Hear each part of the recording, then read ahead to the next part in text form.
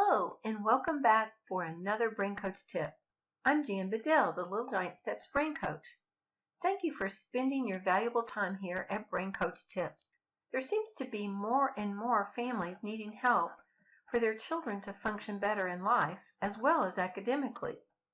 I believe there are many reasons for this phenomenon, but one of the big reasons is our cultural practices in raising our young children. One way to be informed about these pitfalls and how to avoid them is to listen to some of the previous Brain Coach Tip podcasts. These have been done on a wide variety of subjects. Also, I encourage you to study the neurodevelopmental approach for life so you can be equipped to reverse this curse of learning struggles and rampant labeling of our children. You can hold the key to releasing your family's full potential. I say whole family because it's never too late to help a person's brain work better. So even if you're an adult and maybe you relate to some of these things I talk about, it's never too late. There's hope for change. It's our goal to get the word out about the life-changing effects of the neurodevelopmental approach and equip families with these life-changing tools. Please share this web address, braincoachtips.com, with someone that you know. You just never know when you would be answered prayer for someone that you didn't even know was struggling. Many years of helping families incorporate the neurodevelopmental approach through the Little Giant Steps products and programs has proven to me that we are on the right track to bring hope and help. Be sure to check out the many free articles and tremendous resources at our sponsor, littlegiantsteps.com. We continue to receive reports of amazing results and changes in people's lives, which is both humbling and gratifying for us. My prayer is that you, too, can see some great results through the information I share here each week. As we start our discussion about strategic school start, you might find these ideas very different. And if you've listened to any of my other podcasts, you'll find that I've asked you to think differently. So this is no different than those. In my opinion, you start with what is the purpose of your homeschool? If you really have down what your why is, why are you homeschooling? What's the driving force there? When you have your purpose laid out in front of you, it will help you to run this race. It's not always easy. So you really need to establish your purpose and make everything that you do and every decision you make about your homeschool to see if it lines up with that purpose. Then I want to encourage you to have personal goals for each of your children. Now, what do you want them to accomplish in behavior, in etiquette, in their ability to obey and get along with each other? Those things are key to life. So make those goals for them. And then what are your academic goals for them? Now, one goal that I'd like you to just put on there that you probably haven't ever even thought of is to consider a goal from a neurodevelopmental perspective. One of the most important things that I've found is auditory sequential processing. I call that the best kept secret in education because not many people knew much about it, but it was becoming more and more of a problem. Now people know about it because it's gotten to be epidemic proportion. What does auditory sequential processing mean? It's holding pieces of information together so that you can make sense of it in your short-term memory and then move it to long-term memory. It affects the child's ability to stay on task, follow directions, talk and write in longer sentences, comprehend what is read and what is said to them, just to name a few. Now think about the importance of the skills that I've just mentioned as it relates to everyday life. They are needed throughout our lifetime. This skill is important for everyone, but especially those that are reading with phonics. Now, if you're using a phonics approach, you want your child to have at least a 5-digit span. To find out what a digit span is, you can go to littlegiantsteps.com and in the lower left-hand corner, there's a free test kit. Click on that, give your child that test, and find out where their processing is. It's very important that they have at least a 5 working on 6-digit span before you go very far in phonics. You can tell them the phonograms, you can do 3-letter words, but before they go much further, they have to be able to hold sequential pieces of information together. That's what phonics is. Hold this sound, this sound, this sound together, and oftentimes the rule, so that you can know what the word means. This skill is extremely important. So the free test kit is one thing that you can do and find out where they are and then some things to do about it. If you want to go a step further and have some specific activities to do, then you can order the mini program and you get specific information about simple activities you can do twice a day and some other activities that enhance auditory processing.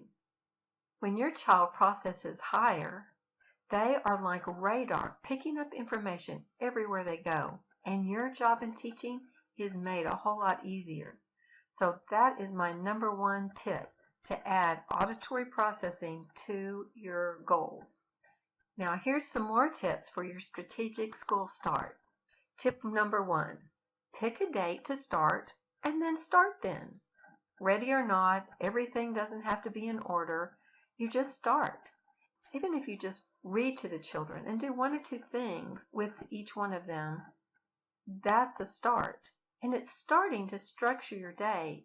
Adding structure to your day is important because it's been a lot looser probably in the summer than it is during the school year. And it's kind of a shock to them to do that all at one time. I know you're excited about starting the school year. I know the same feeling. I taught for many years and not just in homeschool. You have your dreams and your plans and you're excited about the new curriculum, but it's really best to start slow and build by adding a few things each day, then think you can do it all in the first day and everybody's going to cooperate. It usually ends up in a chaotic mess that makes you want to run and hide and discourages you from the start. If you'll just take a few weeks for everyone to get into the new routine, so you will do yourself and your children a favor if you start out slow and build instead of sprinting from the first and then running out of gas because you've got a marathon to run. This is a whole year process. It's interesting that today, the day of this recording, was the first day of our homeschool. Now, we're a multi-generational household, so my grandchildren live with us. I have a almost 6-year-old granddaughter, a 3.5-year-old grandson, and a almost 11-month-old granddaughter. So I really like to help with the homeschool because I'm just a kindergarten teacher at heart. My daughter Alyssa is a first-time homeschool mom. Even though we've done some things with the kids in preschool last year, she's really just starting out her homeschooling career. Well, I put 4 things on the list to be done today. She asked if it was enough. Well, I had to remind her that the first day of school for a public school kindergartner basically consists of meeting the other children and learning to stand in a line. So we'll be accomplishing much more than that with our 4 things. Do you want to know what was on our list? Number 1, auditory processing. We call it the listening game. Reading, we were reading to her and she was reading to us, a little bit of math, and typing because Kenzie wants to learn. We all felt very successful and even got some preschool in with the little guy as well. Here's tip number 2. I encourage you not to look at a curriculum as the final say-so of what your child should be exposed to or to learn. You know your child best. Ask if a particular activity helps you meet your goals and your purpose for homeschooling. If you leave it out, is it going to be a problem? If not, leave it out. If the curriculum seems too voluminous in some areas, it's just got too much, feel free to cut some of it out.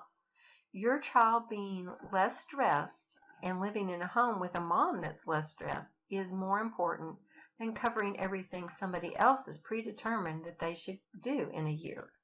Tip number 3. Look for opportunities to educate along the way in your daily flow of life.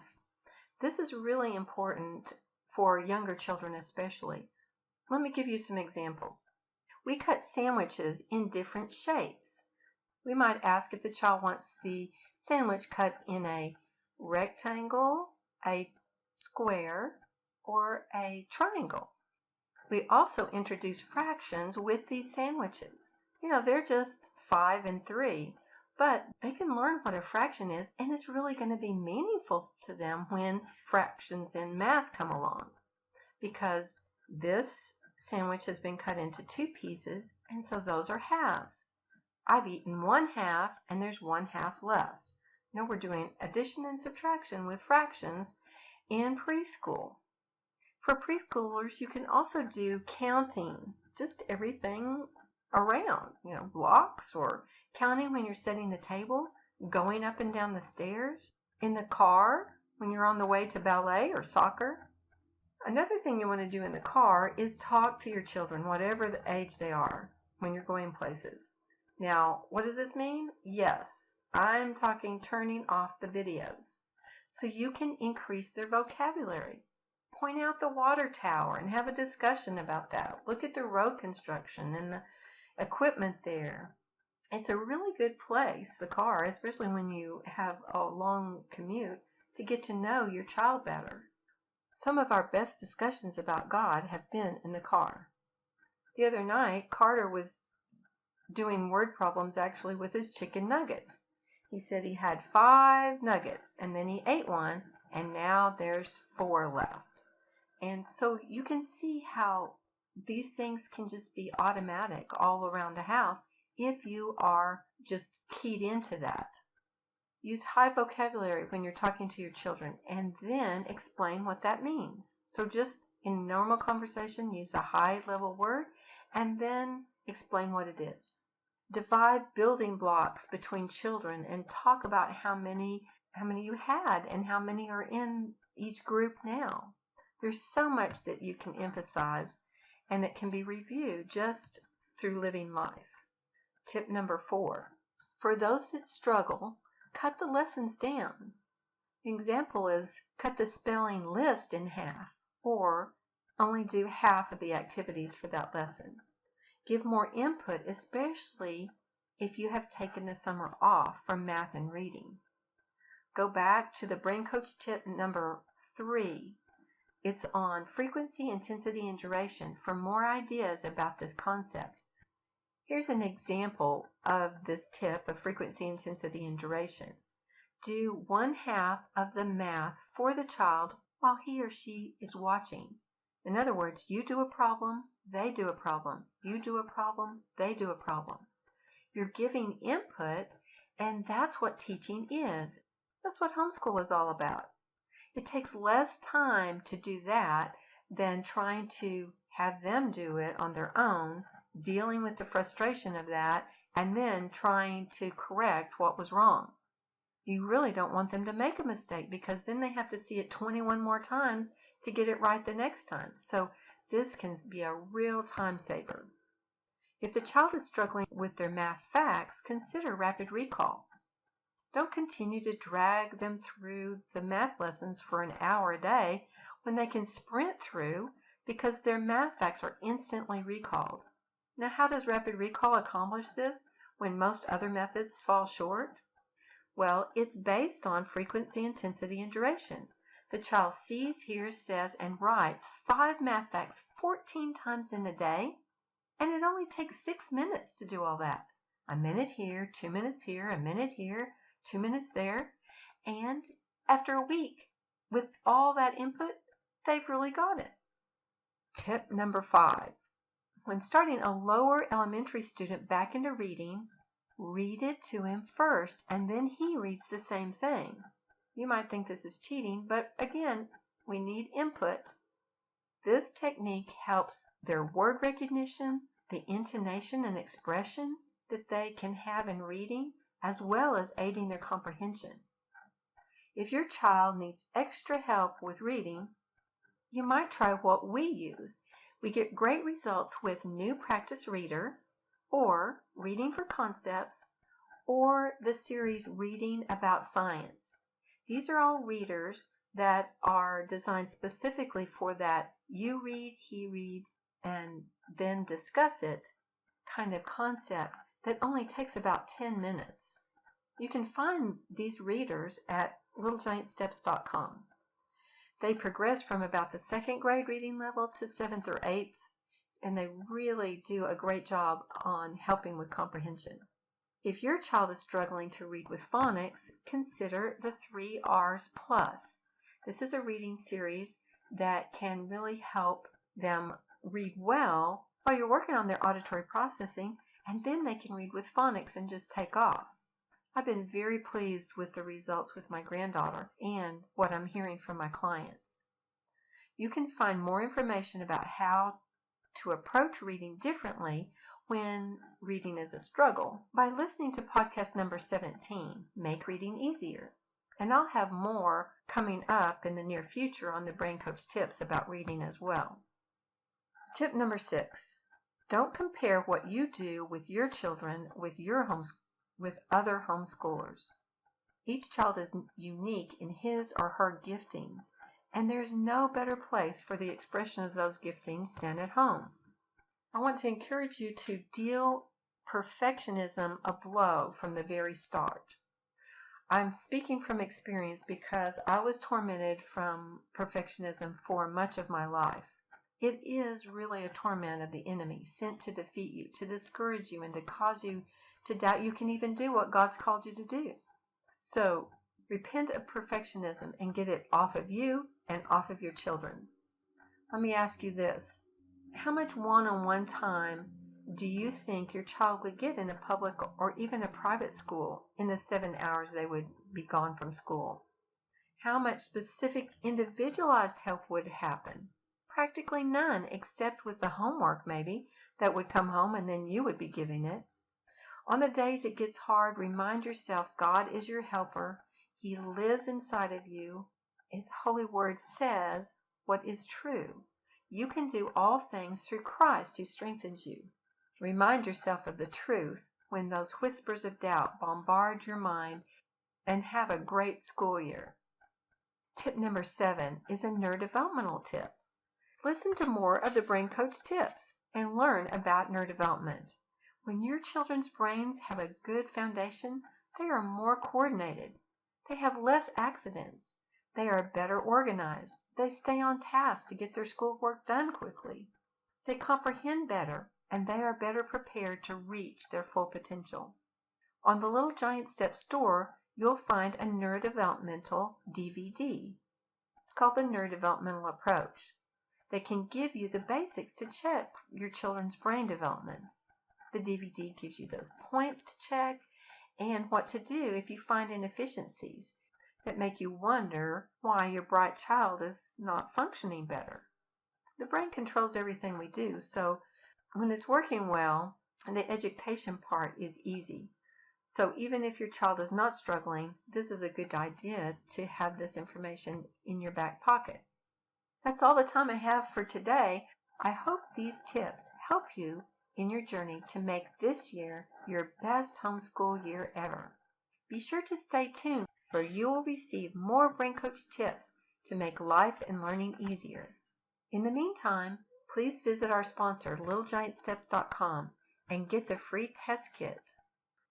Little Giant Steps is dedicated to equipping you as parents so that your children can reach their full potential. Remember, neurodevelopment is a dynamic approach to life at any age. So think differently. The solution is not in the problem. Until next week, it's the Brain Coach signing off.